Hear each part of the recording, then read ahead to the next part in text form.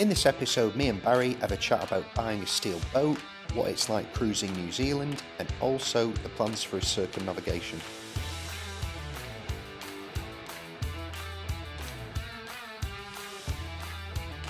Yeah, and it's an ongoing thing. You have a steel boat, you're always up for that.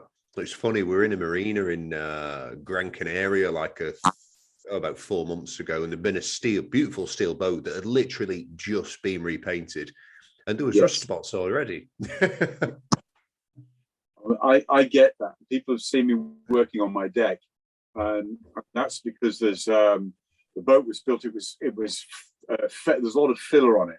If there's a little bit, it's called filler. If there's lots of it, it's called fairing, which is what's on my boat. And, it cracks through, and then the salt water gets underneath, and it explodes out the rust, the steel underneath. So I've had a lot of problems with the deck. So like you say, I've redone the deck so many times, and I'm ready to leave now. But again, there's little bits of rust coming up.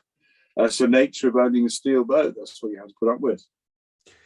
Yeah, I think the pros outweigh the cons. I mean, if you look at the big exploration boats, big super yachts, stuff like that, there's not many of that size still being made out of like fiberglass or wood. So yeah, I think for what you're doing, it's perfectly suited. You made a good pick.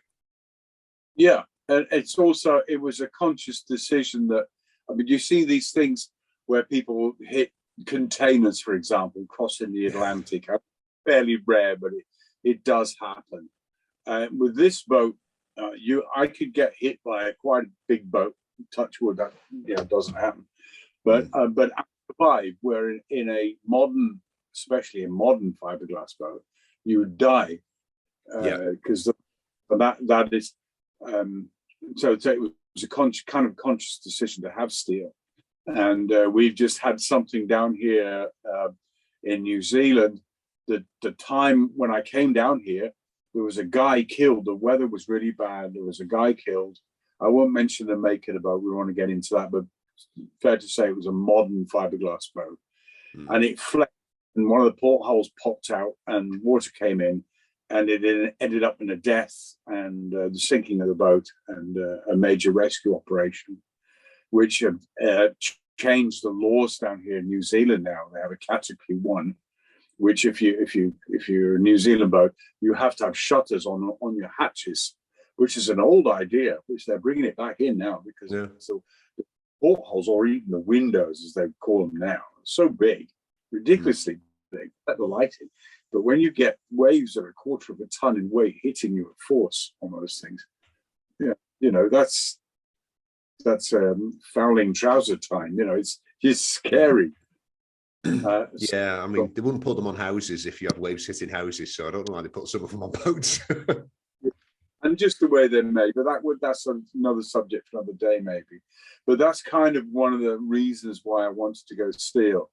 It's also easy to repair, although a bit of a pain in the bum, but it's easy to repair. But yeah, it takes a lot of maintenance. Yeah, a lot of maintenance, but definitely worth it. I mean, in a way, it's so convenient. Like we've got a yard about 15 minutes away from where we are, and there's a few decent welders in there. And it's like, if there's a problem, you just cut out a massive bit of the hull and then just weld a new bit in. That would be major on a fiberglass boat. Perhaps you couldn't even do it in some cases. But yeah, great for that. I mean, I feel like taking down a piece of steel and saying, "Can you weld me a new boat onto this, please?" Might be a more sensible option sometimes. But I think one of the recent videos of some friends of mine, and they had a huge piece cut out of their steel boat. But so far so good. But I've just found some damage at the back of my boat where water's coming in, and I know. And that's going to have to be dealt with, which is going to involve a lot of cutting and re-welding. But I'm going to wait till I get to possibly Fiji and to do some of that work, where it'll be cheaper to do it. And that was originally the plan, was to get the boat refitted in places like Fiji, Indonesia, where prices are better. New Zealand's a wonderful country, but you have to pay people lots per hour to get the work done. People have to live and pay their bills, which is fair enough. But when you're on a tight budget, these things matter. Yeah.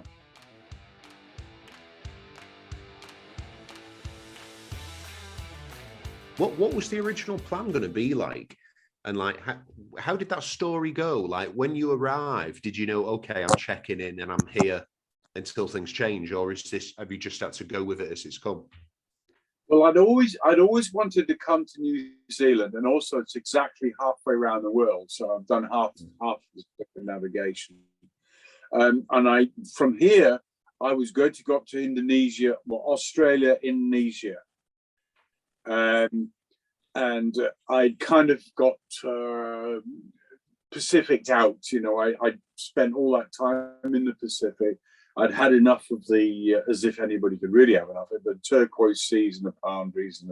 But now, after 2.5 years up a river in New Zealand, I'm ready to head.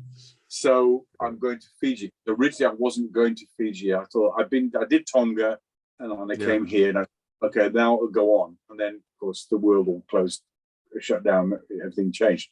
But now, of course, and it's not just me, it's the viewers. I mean, I care about the channel, and I love the people who watch the videos, and they deserve to see some exotic places after all this time. No more chipping bits of Rust Valley. Let's have a sandy beach. And so I need to go there.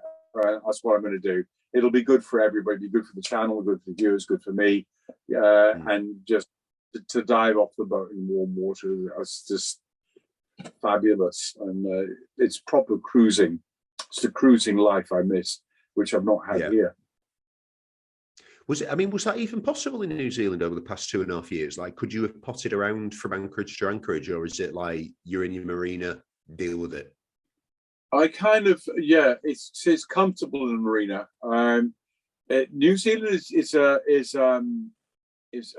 different to what the cruising life you would expect from cruising life in other countries.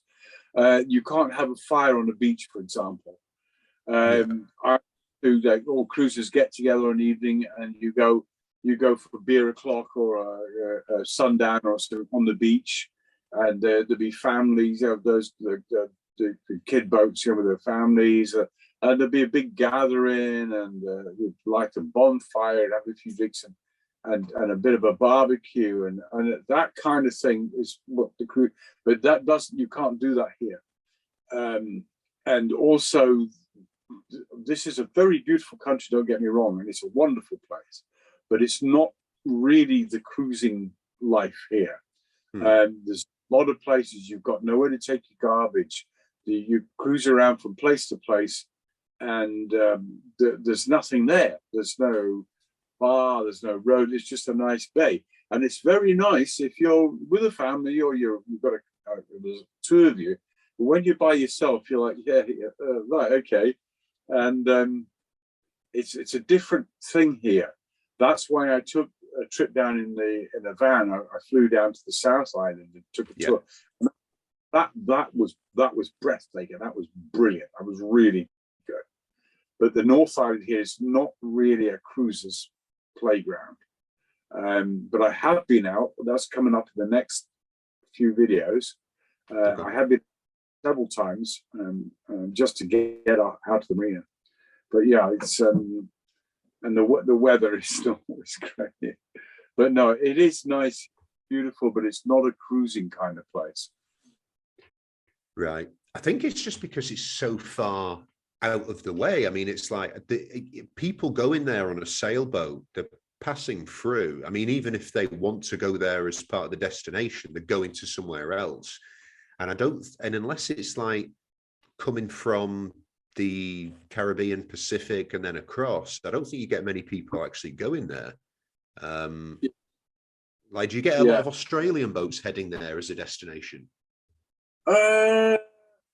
I've met a couple, but not many. Yeah, you'd imagine they go to Asia rather. Yeah. I think they go up towards Bali way and that sort of thing. Exactly. I don't know. I mean, again, the COVID thing has knocked everything out of whack. So it's not the norm at the moment. So I can't say what the norm is here. I think Aussies come up, but it's so easy for them just to get on a plane and hop over and stay in an Airbnb. I don't really know is the answer to that. I know that Kiwis go to Australia. Yeah, for sure. The other way around. The other place is bigger and warmer. So yeah, it's an interesting country. I always said it's like a really big version of like England, but prettier, and the cities are probably a bit cleaner. But you've got more experience, so you know more than me.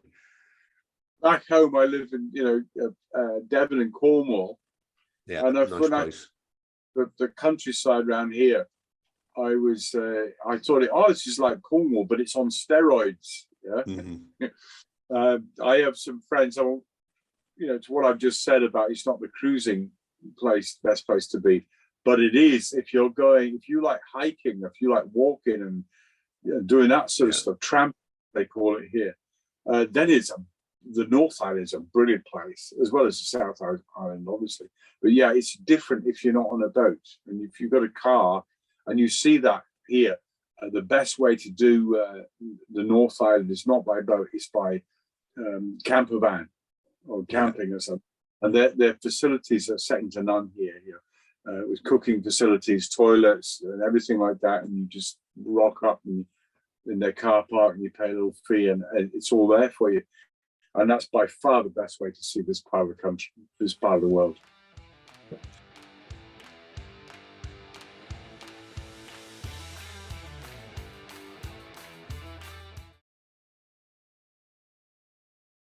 From Fiji is then to go to Indonesia. And how long do you think you want to spend in Indonesia? Because that's a pretty big place where there's a lot of stuff to see. I'm the Indonesia.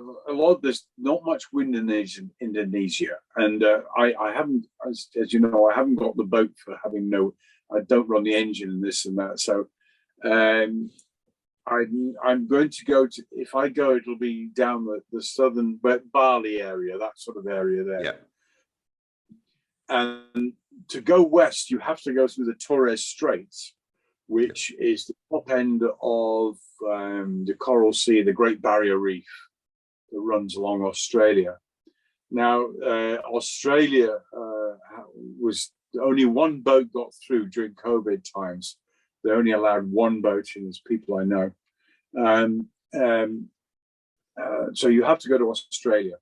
So Australia is on the cards to go through the Torres Strait. You need to be able to hop up the coast because it's quite a dangerous place, especially by yourself. And then from there to Darwin, and then maybe up to Indonesia, the southern parts where the Bali is and that sort of thing, and then across the Indian Ocean. So I'm not going to do much more than that, I don't think. The original plan was to go to Thailand, Malaysia and Thailand. As a young child, I was partly brought up in Malaysia. My father worked out there, and we were there till I was 3. And I wanted to go back and see if I could find a place where we used to hang out. It's the first time I ever went on a boat. We had our own little boat. We used to go out to the islands there. But I'm so far behind schedule now, and the boat's aging and I'm aging. And I'm not sure which of us is going to give out first, but I'm kind of thinking of a more direct thing, which will be get around Australia and then across the Indian Ocean to South Africa. That's kind of the next. I'll be in a year from now, I think. Are you thinking of like stopping in Zanzibar and like some exotic places like that? No. I've been to Africa before. So people are doing that, and I think it would be a good if I was younger, and maybe there was a crew on board, there was several of us.